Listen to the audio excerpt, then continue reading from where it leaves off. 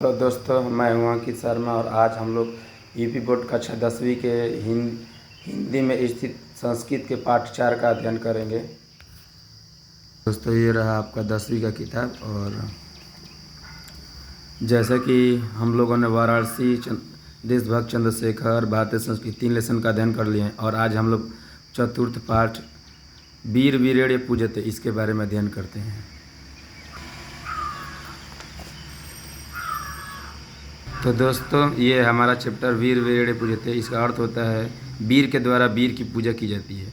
तो सबसे पहले दोस्तों, ये चैप्टर शुरू करने से पहले अब जान लेते हैं कि चैप्टर आया कहाँ से। तो दोस्तों, ये जो कहानी है वह विश्व विजेता सिकंदर, जो अफगानिस्तान पाकिस्तान होते हुए युद्ध जीतते हुए भारत आ रहा था। भारत के कश्मीर में एक राजा थे, राजा पोरस, उनको हरा देता है। और हराने के बाद जो पोरस और सिकंदर के बीच जो बातें चलती है उसी का इसमें वर्णन किया हुआ। वो बातें बहुत ही प्रसिद्ध थी।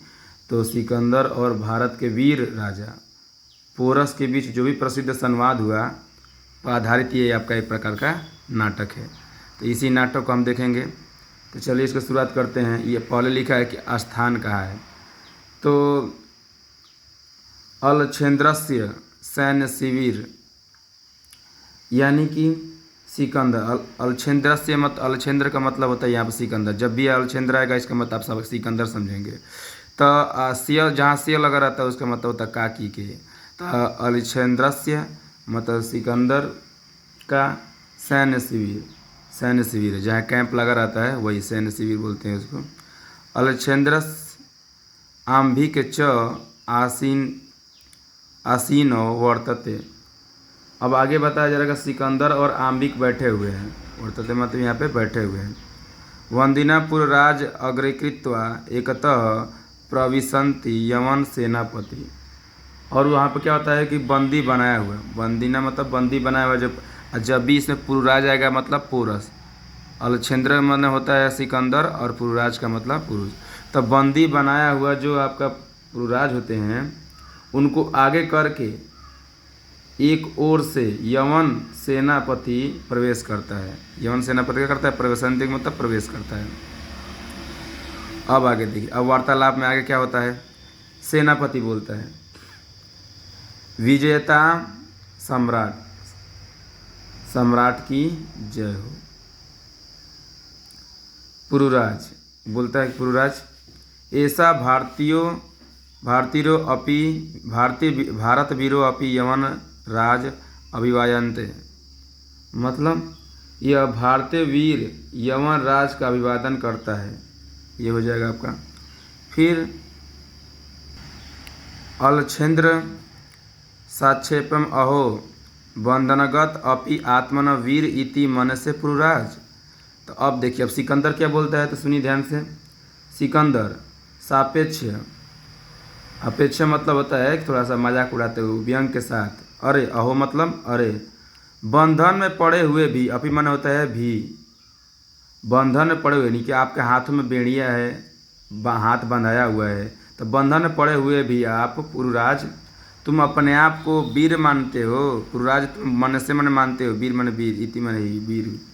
तो तुम हाथ में बेड़िया लगा हुआ है फिर भी अपने आप को वीर मानते हो, ऐसा सिकंदर बोलता है। तब पुरुराज बोलते हैं कि यमन राज सिंहस्तु सिंह एव।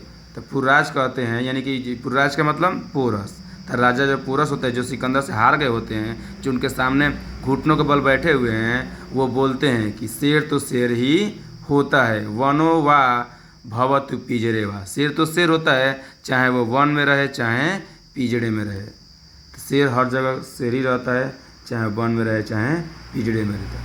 अलछेंद्रस्य जो सिकंदर अब बोलते हैं किंतु पुंजरस्त सिंह न किमपि प्रक्रमते, यानी कि फिर उसका पलटवार करते हुए जो सिकंदर है वो बोलते हैं लेकिन पिंजड़े में जो पड़ा हुआ जो शेर होता है वो कोई पराक्रम नहीं दिखाता है, मतलब कोई भी काम नहीं कर पाता है।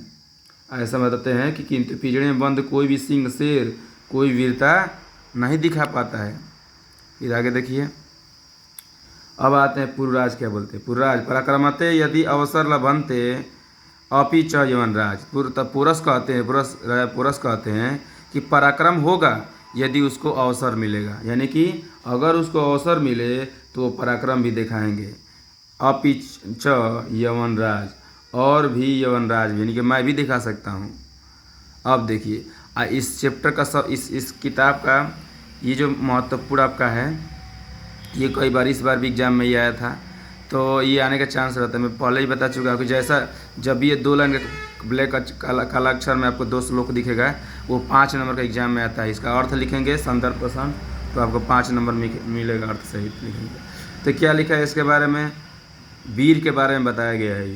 ये वीर के बारे में श्लोक है। बंधनम मरणम वापि जयो वापि पराजय, उभयत्र समो वीर वीर भयो ही वीरता।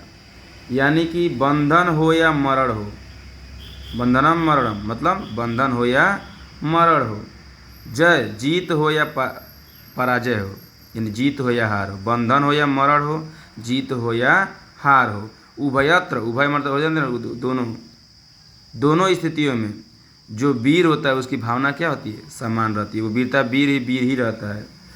कह रहा है कि बंधन हो या मरण हो, जीत हो या हार हो, दोनों स्थितियों में जो वीर पुरुष हमेशा क्या रहता है, समो माने समान रहता है।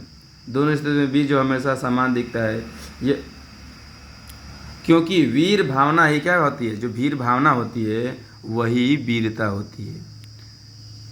आगे, आंबिक राज सम्राट वाचाल ए हंतव्य।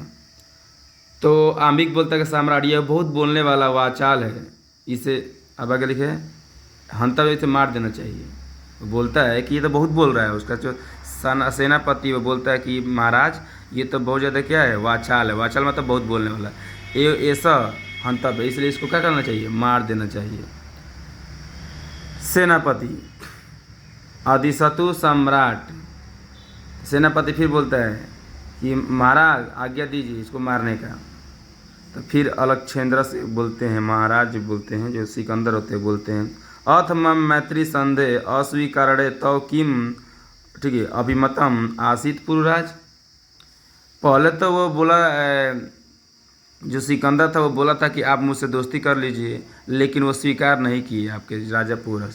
तो वहीं इसके बारे में ये लाइन बता रहे हैं कि सिकंदर बोलते हैं कि तो पुरराज, मेरी जो मित्रता है वो जो मेरी मित्रता की संधि को अस्वीकार करने के पीछे तुम्हारा क्या विचार है, मैंने जो मेरी दोस्ती को तुम अस्वीकार नहीं किए हो या नहीं कर रहे हो, तो उसका पीछे तुम्हारा क्या कारण है, क्या वजह है, या क्या विचार है तुम्हारा। पुरराज बोलता है, जो तो पुरस राजा बोलते हैं, स्वराजस्य रक्षा राष्ट्रद्रोहस्थ मुक्ति। मैं इसलिए आपका दोस्ती स्वीकार नहीं कर रहा हूँ क्योंकि मैं अपने राज्य की रक्षा चाहता हूँ और देश राष्ट्रद्रोहियों से मुक्ति चाहता हूँ। फिर सिकंदर बोलते हैं, क्या बोलते हैं, मैत्री करे अपि राष्ट्रद्रोह। तो मित्रता करने में राष्ट्रद्रोह है। वो बोलते हैं सिकंदर पुरस को कि क्या मित्रता करना भी राष्ट्रद्रोह है। तो फिर आपके पुरुराज पुरस बोलते हैं कि आम माने हाँ, राष्ट्रद्रोह यवनराज। तो कहते हैं कि हाँ राष्ट्रद्रोह, यवनराज राष्ट्रद्रोह है। ठीक है, एकम इदम भारत राष्ट्र, यह भारत एक देश एक राष्ट्र है। बहुनी छात्र राजान बहवस्य शासका, और यहाँ बहुत से राज्य और बहुत सारे शासक हैं। त्वम मैत्री संधे तान विभज्य भारतम जे तुम इच्छसी। इसका मतलब तुम, ठीक है, तुम मित्रता की संधि द्वारा, अगर मैं तुमसे दोस्ती कर लेता हूँ तो तुम मित्रता की संधि द्वारा उन्हें आपस में बांट दोगे। यानी कि अगर मैं आपसे दोस्ती करता हूँ तो आप हमारे राजाओं के बीच क्या कर देंगे, दुश्मनी, आपस में बंटवारा कर देंगे। आंबिक चा से प्रत्यक्षम प्रमाणम। इसका मतलब कि आंबिक इसका प्रत्यक्ष प्रमाण है। अब आंबिक को देख लीजिए, वो आपका प्रत्यक्ष प्रमाण है। अब आइए फिर आगे इस सिकंदर के बारे में। अब अलक्षेंद्र सिकंदर बोलता है, भारत एक राष्ट्र इति तव वचनम विरुद्ध। तो बोलते हैं कि भारत एक राष्ट्र है, यह तुम्हारा वचन गलत है। वचन विरुद्ध का मतलब, विरुद्ध मतलब गलत है। सिकंदर फिर भारत के बारे में बोलता है, जैसे कि पूरस भारत की बड़ाई कर रहे थे कि भारत का राजा एक दूसरे में झगड़ा करने लगेंगे, लेकिन जो सिकंदर है वो बताता है कि जो भारत तुम्हारा राष्ट्र है ना, ये जो आप कहें कि भारत एक राष्ट्र है, वो एक गलत बात है। इत तावन राजन जना च परस्परम दुर्हंती। और आगे ये बताता है कि यहाँ तो राजा और प्रजा आपस में ही द्वेष करते हैं। यहाँ तो कैसे तुम्हारा ये भारत देश राज्य अच्छा राज्य है, अच्छा देश है। यहाँ तो राजा और जना मतलब वही जनता ही आपस में क्या करती है, देश द्वेष करती है, एक दूसरे को द्रोह करती है। तो पूर्वराज कहता है तत् सर्वम अस्माकम आंतरिक विषय, मतलब तो क्या हुआ, ये तो हमारा अस्माकम मतलब हमारा आंतरिक विषय है, यानी हमारे आपस में राजा को झगड़ा चलता है, चाहे कुछ भी चलता है, ये तो हमारे आपसी झगड़े की बात है, यानी अब हमारे घर की बात है। वह सकते तत्र हस्तक्षेप आस्यम यवनराज। आगे वो बताते हैं कि ये हमारा आंतरिक मामला है, इसमें किसी बाहरी शक्ति का हस्तक्षेप असहनीय है। मतलब यवनराज बोलते हैं कि यवनराज ये सब बाहरी शक्ति कोई, जैसे हमारे बीच यूपी जितना भी राज्य है आपस में झगड़ा भी करेंगे तो कोई बात नहीं, बस बाहरी देश का उसमें हस्तक्षेप नहीं होना चाहिए। पृथक गर्भ धर्मा पृथगर भाषा भूषा अपि वयम सर्वे भरता। पृथक मतलब वही जानते हैं कि अलग अलग, हमारे देश में धर्म अलग अलग है, भाषा अलग अलग है, फिर भी हम सब भारतीय हैं। यही तो हमारे देश की खासियत है कि हमारे देश में अलग अलग धर्म है, अलग अलग भाषा है, झगड़ा भी करते हैं, खूब करते हैं, लेकिन फिर भी हम सब क्या हैं, भारतीय हैं।